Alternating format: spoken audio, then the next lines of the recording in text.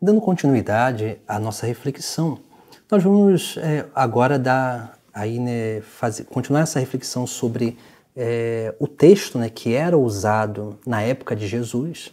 Então nós vemos que esse texto da Septuaginta, né, que era o texto grego, né, que era muito difundido, né, em toda aquela religião, né, daquele crescente fértil, né, que assim chama aquela região ali onde está situada, né, a própria Terra Santa, né, a própria Palestina, o território de Israel.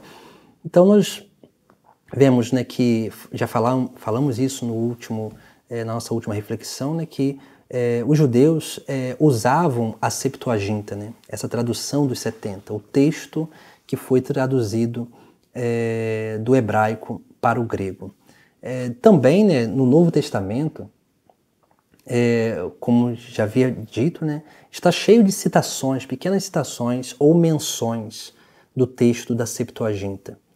Nós vemos, por exemplo, mais ou menos 350 citações do Antigo Testamento que estão no Novo Testamento, mais ou menos 300 citações dessas, elas vêm da Septuaginta, né? Por conta dos termos que são usados, né?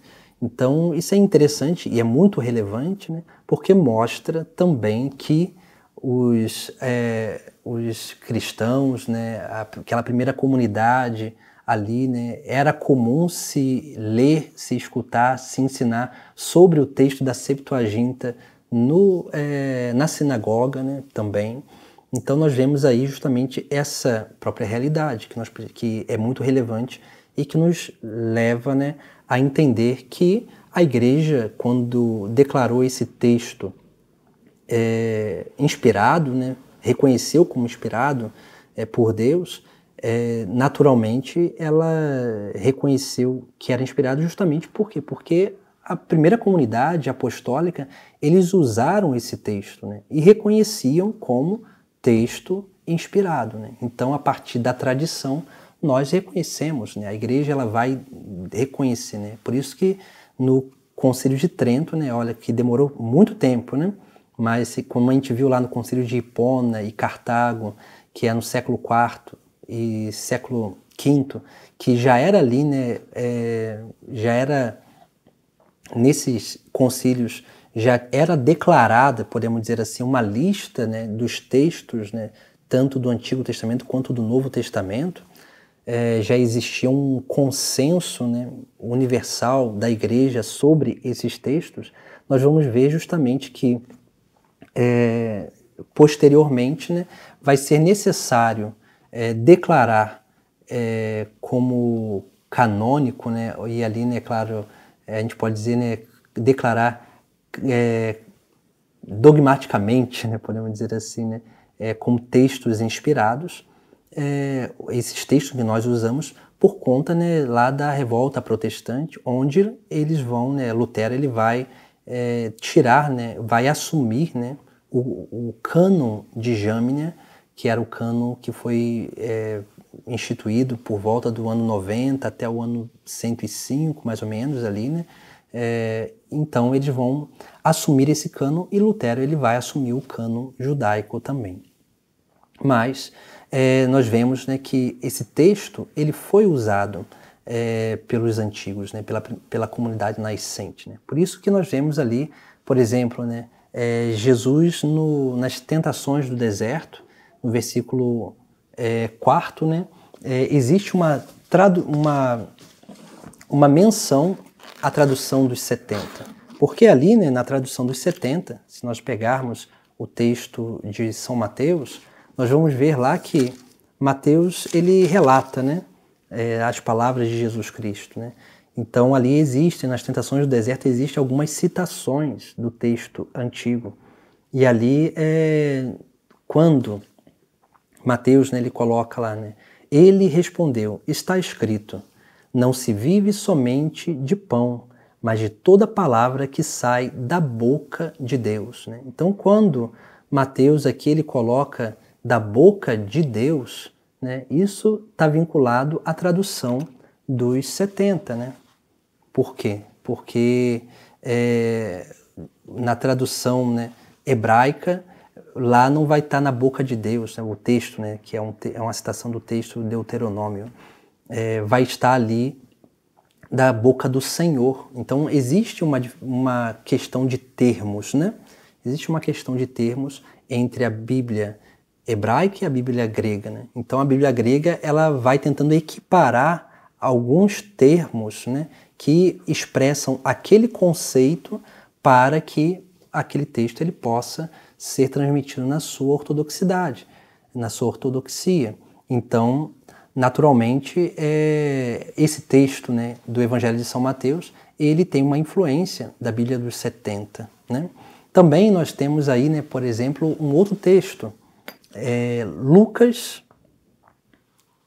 Lucas capítulo 6, versículo 31.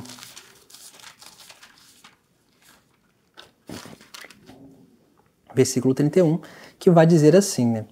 Assim como desejais que os outros vos tratem, tratai-os do mesmo modo, que aqui é a regra de ouro, né? E aí nós pegamos, né, o texto do livro de Tobias. Tobias, né, que, como a gente sabe, foi considerado deuterocanônico.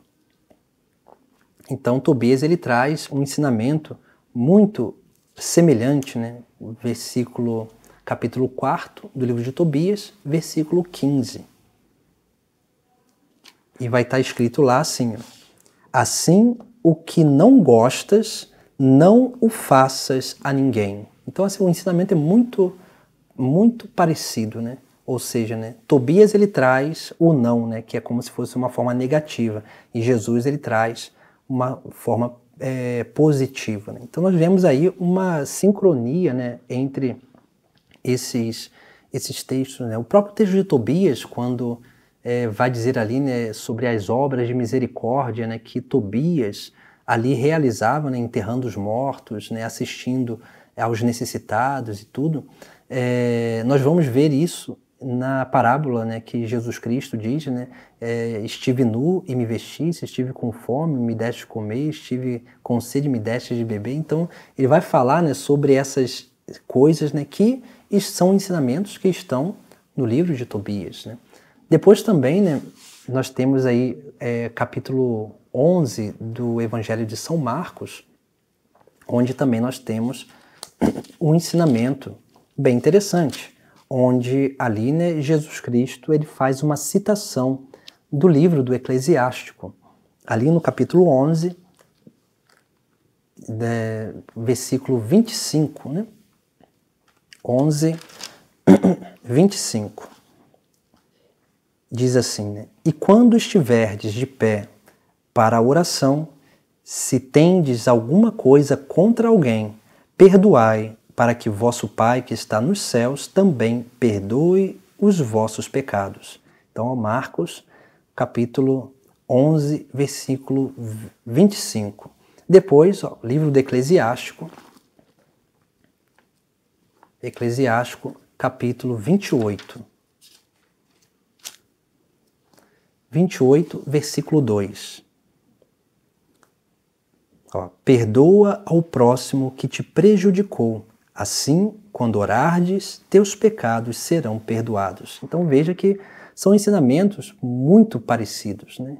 E assim, a gente não pode dizer idênticos, porque não usam estritamente as mesmas palavras no seu ordenamento, mas o ensinamento é o mesmo, né? Então nós vemos aí uma citação do livro do Eclesiástico, que é um texto que foi retirado posteriormente, considerado deuterocanônico.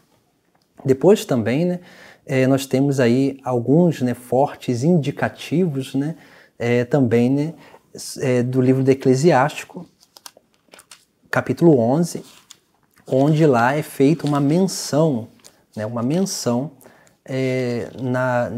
num texto, né, onde Jesus Cristo ele vai dar um ensinamento. Então, capítulo 11 de Eclesiástico,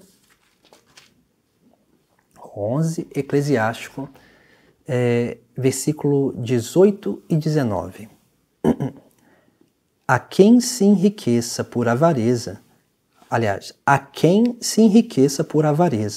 mas esta será a sua recompensa, quando disser, Agora posso descansar, agora vou desfrutar sozinho dos meus bens. E aí, né, o texto segue. Depois, né, capítulo 12 do Evangelho de São Lucas lá, né, relata, né, um ensinamento de Jesus Cristo, que aqui é aquela parábola do rico insensato, né, onde ali o texto, né, ele vai relatar, né, e contou-lhe uma parábola. Jesus, né, contou-lhe uma parábola. A terra de um homem rico deu grande colheita. Ele pensava consigo mesmo: que vou fazer? Não tenho onde guardar minha colheita. Então resolveu: já sei o que vou fazer. Vou derrubar meus celeiros e construir maiores. Neles vou guardar todo o meu trigo, junto com os meus bens. Então poderei dizer a mim mesmo: meu caro, tendes uma boa reserva para muitos anos. Descansa, come, bebe, goza a vida.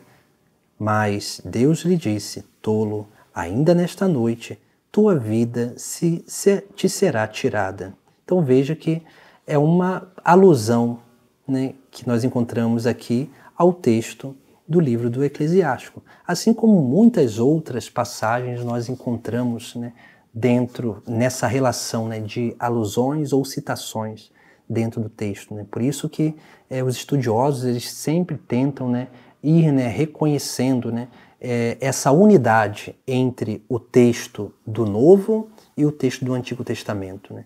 Então, se o Novo Testamento ele traz citações desses textos antigos, é sinal que a igreja, lá a igreja nascente, né, aquela igreja dos discípulos dos apóstolos, né, os discípulos dos discípulos dos apóstolos entenderam que esses textos eles eram inspirados, né, eles serviam como regra de fé e doutrina para a igreja. Então, é importante nós reconhecermos isso para que nós possamos, né, ter essa consciência de que aquilo que a igreja usa, né, os textos que a igreja usa, são textos, né, que a igreja, né, a comunidade cristã já usa desde lá da antiguidade, né, porque eles são como que podemos dizer, né, como que uma regra, né, para que nós possamos entender a nossa própria doutrina, como, por exemplo, a questão do purgatório, né? A questão essa própria questão do purgatório que a gente encontra, né, justamente o ensinamento disso lá no livro de Macabeus, que foi um livro considerado deuterocanônico. Então, nós vemos ali, né, algo que é importante para a igreja, para a doutrina, né, dentro do ensinamento de Jesus Cristo, que nos mostra, né, ali, né, como lá aqueles irmãos, né, que dentro do texto sagrado vai falar, né, sobre essa questão, né, de oferecer sacrifício pelos mortos, né? Ou seja, né, o sacrifício pelos mortos auxilia, né, os mortos, aqueles que já foram, né, a uma purificação, né, para alcançar a luz eterna. Então nós vemos ali, né, vários ensinamentos. Então por isso que a igreja, antes, né, de considerar, né, um livro inspirado ou não, ela faz todo um estudo, né, sobre aquilo que é a unidade desses textos, né, dentro do contexto da própria salvação, é claro, da revelação e da própria salvação da humanidade. Então, que a gente possa, né, aprofundar cada vez mais aí esse conhecimento, né, e entendimento, né, o porquê que a igreja reconhece esses textos, né, como sagrados. E é claro, né, entendendo um pouco a história de como as coisas acontecem, isso vai nos dando uma capacidade maior de ter convicção, né, naquilo que a igreja também nos ensina.